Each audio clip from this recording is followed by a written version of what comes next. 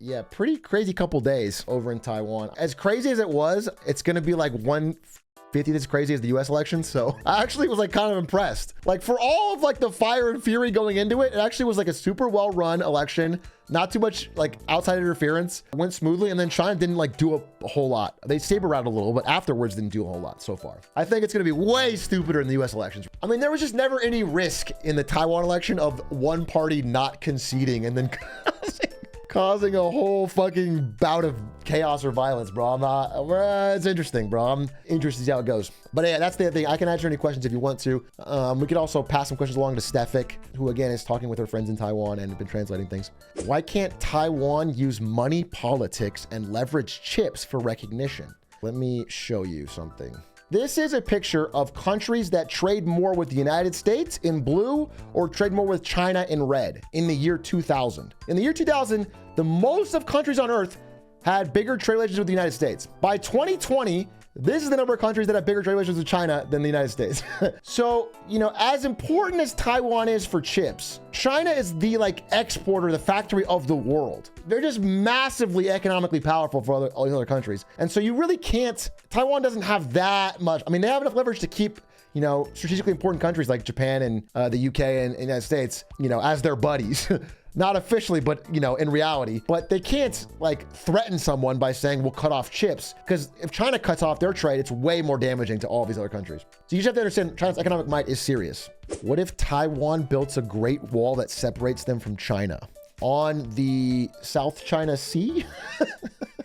That feels like very difficult to build. A seawall, huh? They'd never expect it. And then have you heard of planes? You know, Chinese airports with fighters could, you know, how high is this wall? Make it really high. Okay. Build a taller wall. Build it at least 12 feet tall. Okay, interesting. A big glass dome. These are all really good ideas. I'm going to make sure that when I visit Taiwan and or China, I will bring them along and pass them along. Seeming more like I'm visiting Taiwan than China after these recent episodes. After these recent YouTube videos, I feel like I'd be going more to Taiwan, but I will pass your information along. If China invades, is there a chance that Taiwan intentionally destroys the chip facilities? No, but there is a chance that the United States does. This is a national security advisor saying that US would destroy Taiwan's semiconductor facilities rather than let them fall into China's hands, which would be an insane escalation. If it gets to that, we are in World War III, man. We're in some crazy times if this gets to happen. Why would China attack itself? There is a funny thing that happens where there was like 10 people in China who fled to Taiwan, and then it's like they were arrested for fleeing the country. But if you assume that Taiwan is part of the country, then they didn't flee the country. So how could you, you know what I'm saying? Hey, Shrug, would Taiwanese superconductors company ever consider moving to a different country? Yes, Taiwan obviously doesn't want the chips to move to a different country because they're a part of its bargaining chip, right? Literal bargaining chip. But some of the companies in Taiwan do want to do that so they can have profits no matter what. So TSMC has been expanding and trying to make foundries across the globe, including one, I think, in Arizona, so that they can have like more. But again, it takes a very long time and a lot of money. I learned about this at NVIDIA. It's like producing these chips is like incredibly difficult, incredibly expensive, incredibly specialized. All the knowledge is guarded top secret. It's just not an easy thing. I thought Arizona was Intel's fab. Intel doesn't have a fab in Arizona. I think there's both. I think Arizona's a good spot to build, and so they're all doing it in Arizona. Why is Taiwan so ahead in chip dev? It's a great question. I looked into it. It's like they sort of just saw the potential early and invested a lot of human capital, government resources, and time into it, and then got really good at it. And then once you're good at something like chips, you have scale advantage. So everybody goes to you to make stuff, which makes you even better at it because you're the only one making the good stuff. So it kind of compounds and snowballs. And so for decades and decades, they've been ahead of the pack, and they've got the best talent, the best foundries, that's the sort of idea. What does the stock market think is going to happen? The stock market, again, predicts the status quo almost all the time. The stock market is actually not very good at predicting any unforeseen shock events. It predicts that China will wave its fist and do nothing, which is what happened so far. Are the chips more important to China or the one China policy? Nothing is more important to China than the one China policy. Based on their actions and words, they only care about the one China policy, bro. In fact, they can't even get chips. Right now, the US has like pressured Taiwan and Nvidia and like all these chip manufacturing companies to not export their best chips to China. There's a big US chip blockade that China's pretty pissed about. You know, we watched the Chinese Top Gun movie, Born to Fly, and even in that movie, all of the pilots talk about the foreign military tech blockade.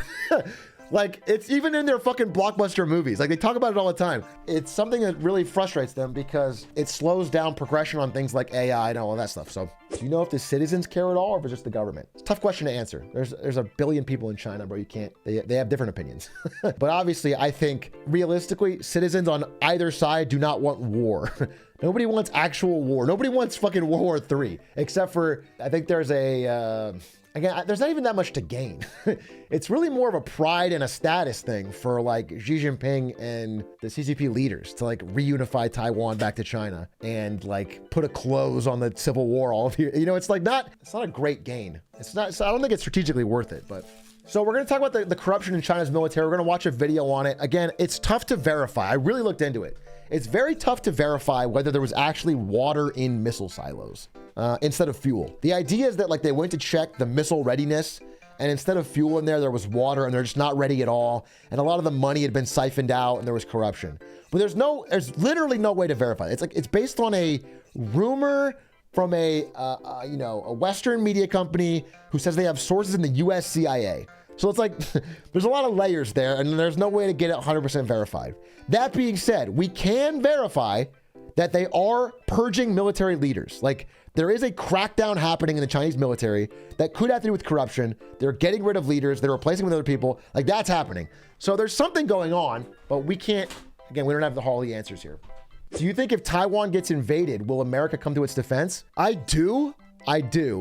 China says they won't. China keeps saying that, they literally said this exact quote in like pre-election propaganda or whatever, which is that the knight in shining armor won't arrive. Which is like, America will not show up, and they will not, if anything actually happens, it's hard to predict what America will actually do because we could have a different leader. We don't actually know.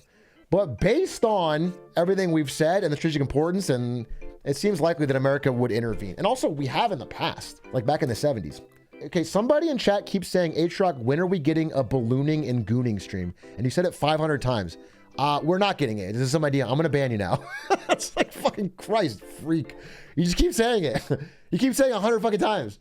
Do you understand that I'm not listening? There's no funny response to your stupid message.